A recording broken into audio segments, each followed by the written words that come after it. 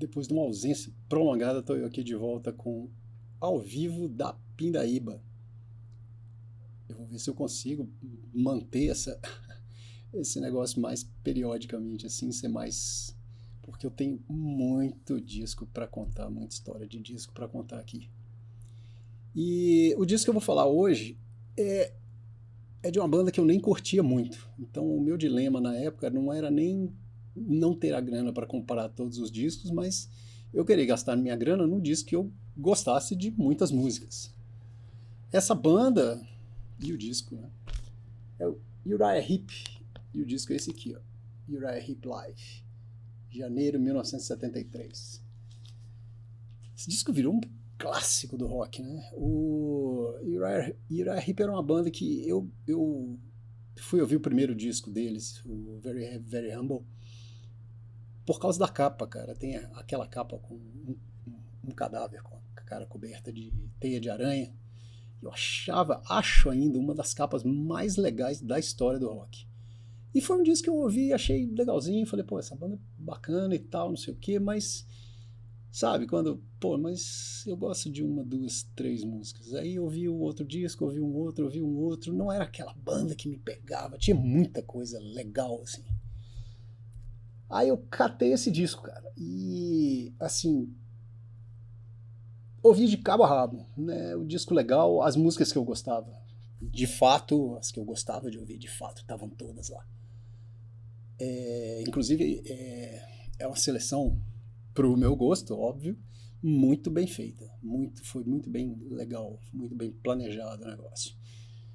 O disco foi gravado em 73, né? Como diz a capa ali, janeiro de 73, com a formação mais clássica, de maior sucesso do Uriah Heep, que foi esse pessoal que teve lá de 72 a 75, que é o David Byrne nos vocais, Mick Box na guitarra, Ken Hensley no teclado, Lee Kerslake na bateria, Gary Thain no baixo.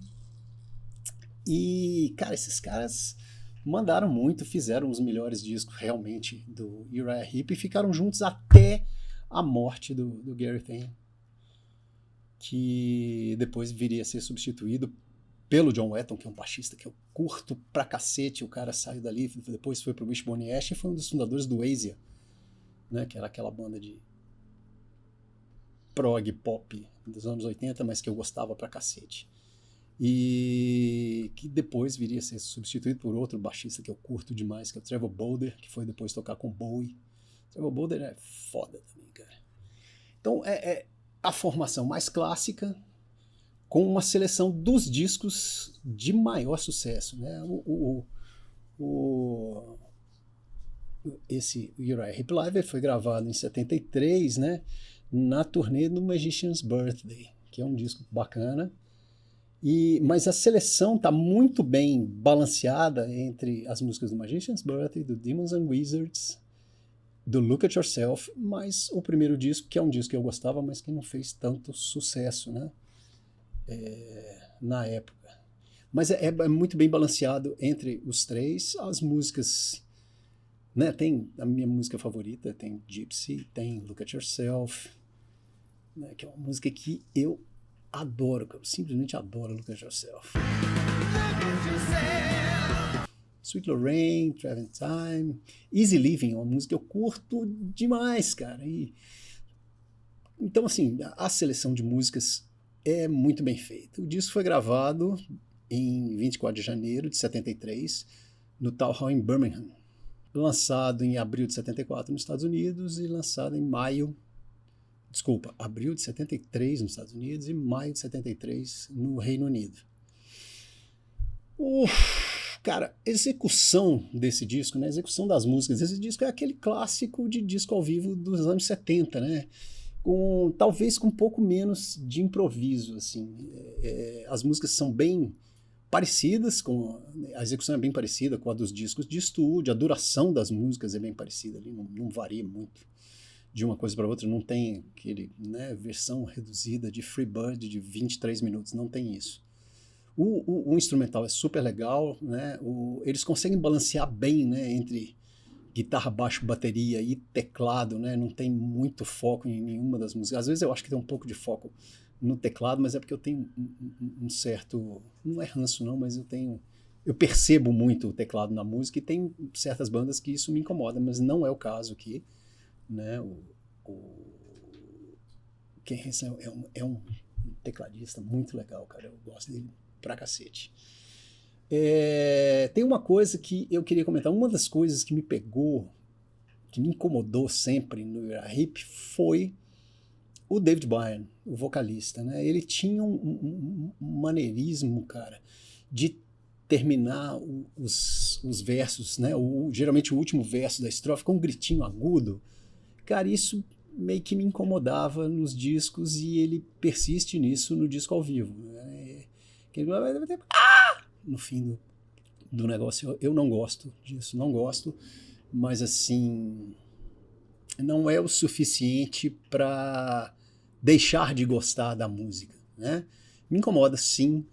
O Byrne fez isso a vida dele toda e eu não gosto. A verdade é essa. Tem gente que acha super legal, eu não gosto. Talvez, né, e repetindo aqui, uma das coisas que me fez não gostar tanto de Uriah Heep pode ser justamente a performance do Byrne, né?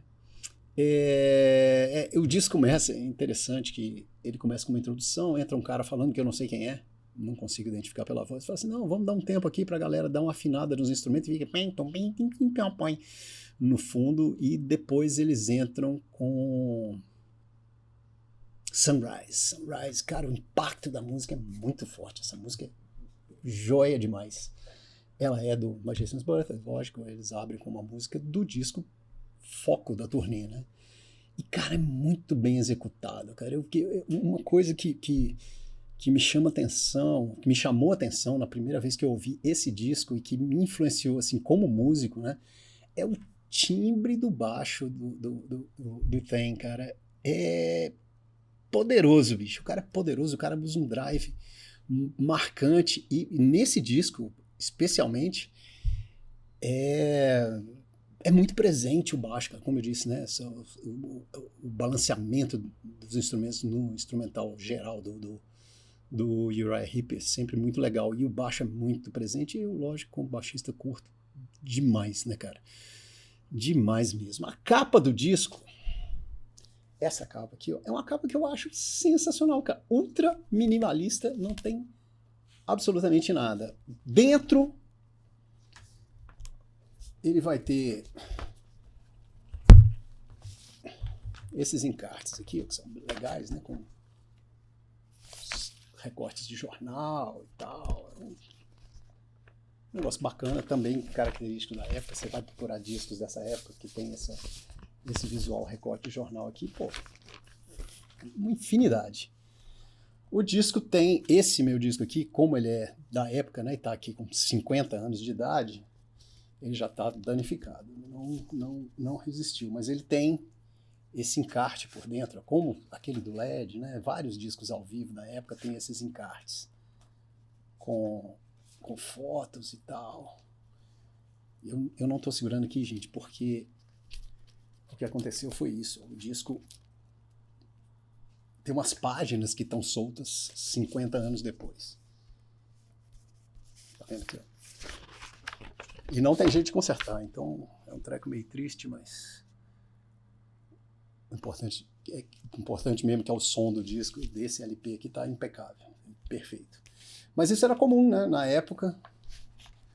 Aqui ó, tem as capas dos discos, fotos da banda. Legal, cara, eu curto demais, cara. Engraçado que tem, eu falei que é bem balanceado entre os discos lançados, mas esse disco aqui, ó, não tem nenhuma música dele e eu nunca ouvi esse disco. Não sei nem que música tem nele, eu acho que não tem mesmo. Nenhuma música dele. Bom, eu esqueci de comentar aqui, falando aqui da performance ao vivo deles, eles encerram com um medley de clássicos do rock and roll, que aí eu já comentei aqui, por exemplo, diz do Scorpions, tem a mesma coisa, tem várias bandas, né, na década de 70 que faziam isso, faziam um medley com clássicos do rock and roll para tocar no fim do show, ou no quase fim do show, para terminar com uma música de grande sucesso e tal. Bacanaço, o disco é legal, eu acho essa capa linda, acho o trabalho, né, o projeto gráfico super joia. E interessante que, apesar de gravado em 73, é lógico que já tem remasters, esse aqui não é remasterizado, e eu acho o som desse disco muito bom para a época, sabe? Muito, muito acima da média dos outros discos que eu escuto da época. Eu comentei aqui no Deep Purple, né, que eu acho o som do Live in London meio um lixo, mas era um disco que foi quase pirata, né? Mas em comparação com esse aqui, bicho, nossa, aí fica feio. Esse disco é um descasso em termos de som, assim. Você escuta tudo, é tudo muito nítido, tudo muito presente, balanceado, cara, um trabalho super, super, super legal, cara. E o que mais que eu posso dizer, bicho? É assim, vai lá e escuta. Eu vou colocar lá na playlist do Pindaíba esse disco também. Vai lá e escuta pra você ver que é um negócio legal, cara. É uma galera de muito talento que tava junto, principalmente esse pessoal que teve de 72 a 75, né? Isso aí eu tô falando 72 a 75 porque, né, o Gareth Hayes morreu, né, em 75.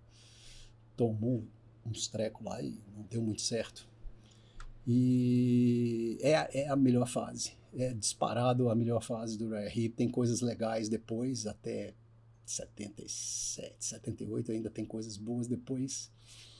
Aí fica... eu tava comentando com um amigo, tem um disco do Uriah Heep, o Abominog, que tem uma capa super legal com um demônio, a capa toda vermelha, o desenho é jóia, o disco é difícil chegar até o fim, cara. É um disquinho picareta aqui. Mas o Uriah Heep é legal, dá pra ter uma ideia legal do que era a banda nesse auge da criatividade, né? Esse pico de proficiência musical que eles atingiram nessa época. É o disco para você. Você não conhece o Uriah Heep? Pega esse disco, escuta ele de ponta a ponta que você vai gostar pra cacete. O disco é muito, muito, muito legal mesmo. E é isso, galera. Se você achou que valeu, dá um joinha. Se você achou que não valeu, cara, dá uma joinha também, indica pros seus inimigos. Fala assim, vai lá ouvir o Deus falar bobagem sobre Uriah Heep. Uriah quem? Pois é, não é uma banda hoje muito conhecida, mas estamos aí. Isso aí, galera. Até a próxima.